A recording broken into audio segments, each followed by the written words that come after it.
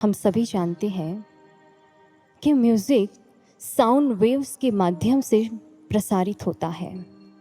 लेकिन आप जानते हैं इस प्रसारण के समय बहुत सी ऐसी लो फ्रिक्वेंसी वेव्स होती है जो गतिमान तो होती है परंतु अपने डेस्टिनेशन तक अपने सामर्थ्य से नहीं पहुंच पाती। ऐसे में यह फ्रिक्वेंसी मॉड्यूलेशन टेक्नोलॉजी क्या करती है, वह अपनी कैरियर वेव्स अर्थात सशक्त तरंगों के माध्यम से ऐसी लो फ्रिक्वेंसी वेव्स को उनके डेस्टिनेशन तक पहुंचा देती है। अर्थात मानो किसी अशक्त को किसी सशक्त ने अपना कांधा दे उसे गंतव्य तक पहुंचा दिया। भक्तजनों, क्या अध्यात्म जीवन में ऐसा नहीं होता?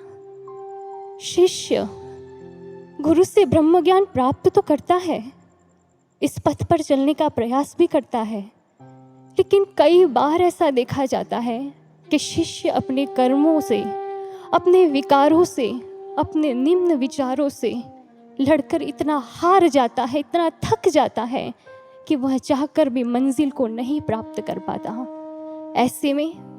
ऐसे में उसका सच्चा सहाय उसका गुरु हुआ करता है।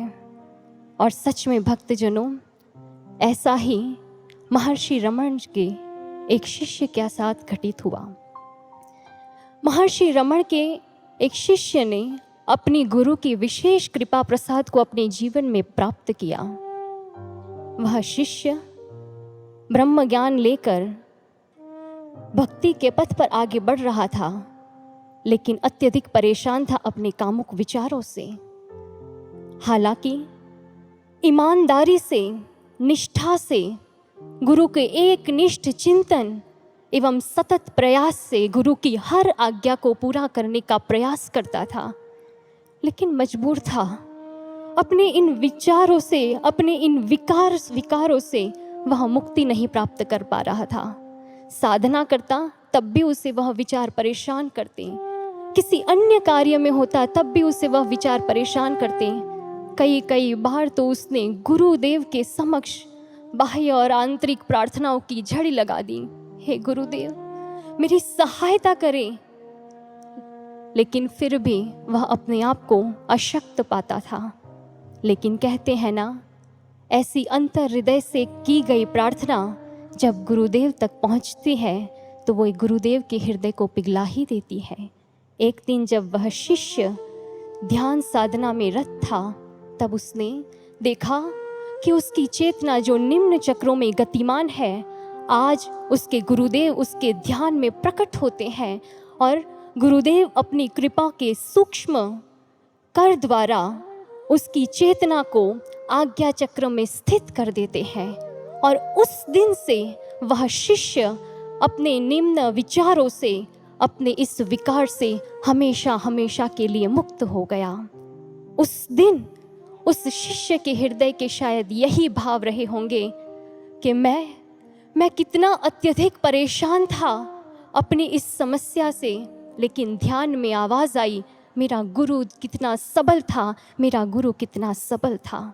भक्तजनों, सच में जब एक शिष्य अपने जीवन के भीतर ऐसे करुणामय गुरु को प्राप्त करता है, जो उसे उसकी कमजोरियों के साथ स्वीकार करते हैं, जो उसे उसकी कमजोरियों से लड़ना सिखाते हैं, उसे उठाते हैं और कहते हैं आगे बढ़, फिर वह शिष्य अपना सर्वस्व अर्पित कर देता है। वो जानता है वो सामर्थ्यवान नहीं है, लेकिन फिर भी करिष्ये वचनम तव के सूत्र को धारण कर इस पथ पर निरंतर आगे बढ़ता है। और इस ऐसे शिष्य के शायद यही भाव रहते होंगे, आज तक ना कहा मैंने गुरुवर, पर लो आज ये तुमसे कहता हूँ, तेरे चरणों में मैं अपना सर्वस्व अर्पित करता हूँ। मेरा अस्तित्व, मेरा मान, मेरा सम्मान सब ले लो मुझसे, मेरा मन, सामर्थ्य और अभिमान। कर पूरी तेरी हर इच्छा, तेरा मान बढ़ा पाऊं, निभाकर वफा प्रीत की हर श्वास तुझे सौंप पाऊं। गुरुदेव, निभाकर वफा प्रीत की हर श्वास तुझे सौंप पाऊं।